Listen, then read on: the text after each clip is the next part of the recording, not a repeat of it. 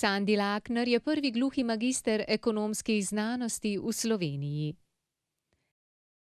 Na dodiplomski ravni je imel status študenta s posebnimi potrebami, na magisterskem študiju pa teh olajšav ni mogel uveljavljati.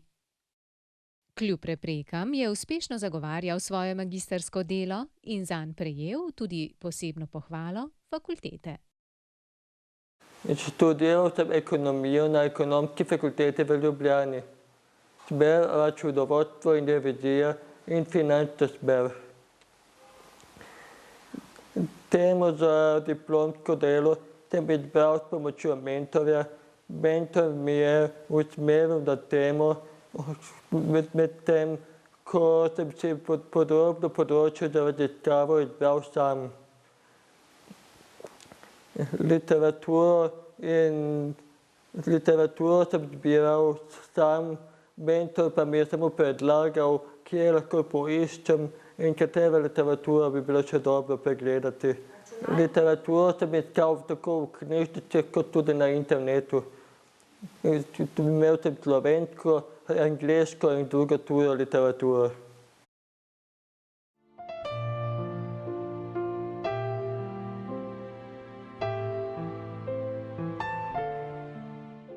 Za branje literature in za raziskovanje literature, pa tudi za njeno iskanje predhodno, sem porabil 3 mesece. Za oblikovanje diplomskega dela do konca in za potem, ko sem še napisal uvod in sklep in pregledal vse napake, pa sem porabil še pol meseca. Torej skupaj 3 mesece in pol. Mentor me je usmeril glede vsebine in glede morebitnih napak v diplomski nalogi in če moram kaj dopolniti, dodati, mogoče kaj spremeniti. Potem pa sem diplomsko delo dal lektorirati, natisniti in jo zvezati.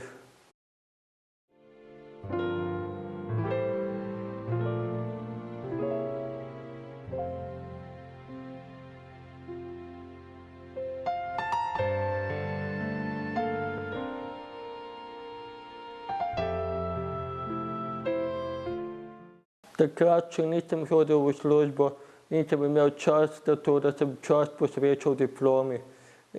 Povprečno po 7 ur na dan. Zvečer pa sem se tudi s prijatelji družil in se malo zabaval, da sem se spočil in se pripravil za naslednji dan. Tako da sem bil spočit in sproščen naslednji dan in poln energije za nadaljevanje.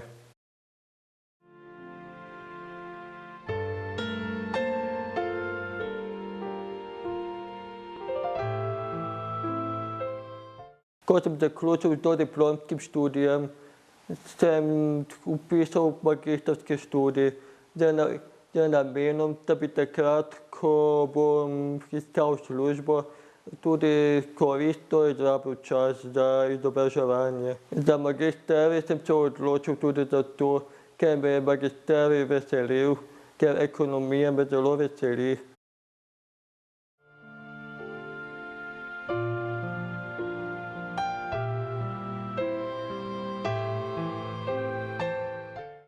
Magistersko delo je težje od diplomskega, ker za magistersko delo treba napisati 70 strani, za diplomsko delo pa zadošča 35 strani. Literatura za magistersko delo mora biti kakovostnejša in novejšega datuma, medtem ko za diplomsko delo takih zahtev ni. Pri magistrskem delu je treba že takoj na začetku napisati dispozicijo. To je uvod in pa seznam literature in virov, ki jih bomo uporabili, in pa seznam poglavij. In to v času, ko še sploh ne vemo, kaj bomo pisali, kako bomo pisali in katero literaturo bomo uspeli dobiti. Saj je bilo treba uporabiti najmanj 30 različnih zvezkov literature za magistersko delo, za diplomsko delo pa 20. Če ne upoštevam prekinitve zaradi službenih obveznosti, sem magistersko delo delal 1 leto in 3 mesece. Pisanje koristi v prvi vrsti temu, da širimo besedni zaklad, da pregledamo, kaj smo se tekom študija naučili in pa tudi temu, da razširimo obzorja in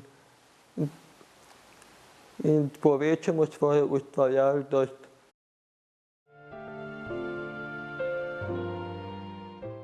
Študij ob delu je bil zelo stresen, še zlasti pa tudi zato, ker sem opazil, da na fakulteti niso upoštevali dejstva, da sem že zaposlen in praktično nisem mogel več uporabljati statusa študenta s posebnimi potrebami.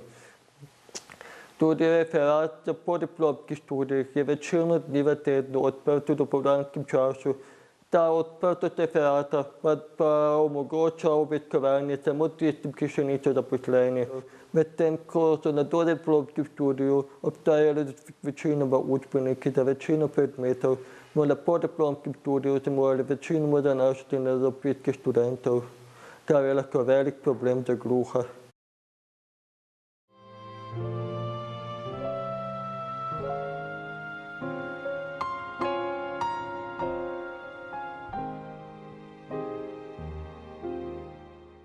Najprej sem ustno predstavil svojo diplomsko ali magistrsko delo, nato pa sem od profesorjev dobil pisno napisano vprašanje, tako da ni bilo kakšnih problemov. Imel pa sem pri diplomskem delu tudi tolmača, ki mi ga je takrat plačalo fakulteta. Pravico do tolmača smo žal dobili šele takrat, ko sem že opravil vse izpite na fakulteti.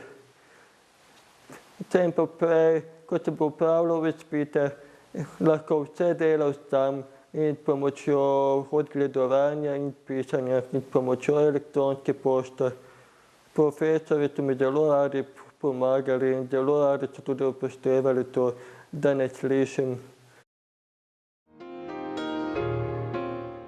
Študentom svetujem, da izberejo temo diplomskega dela, ki jih veseli, potem pa naj vztrajno in vestno delajo na diplomi in pa da ne obupajo pred oviro, tudi če je ta še tako velika. Včasih je treba malo potrpeti in se potruditi, da oviro premagamo. Vsem, ki pa so še v šolskem procesu, pa svetujem, da imajo tuji jezik, predvsem pa angleščino. Kajti večina literature, pomembna za diplomsko in magistrsko delo, pa tudi za sam študij, je v tujem jeziku, predvsem v angleščini.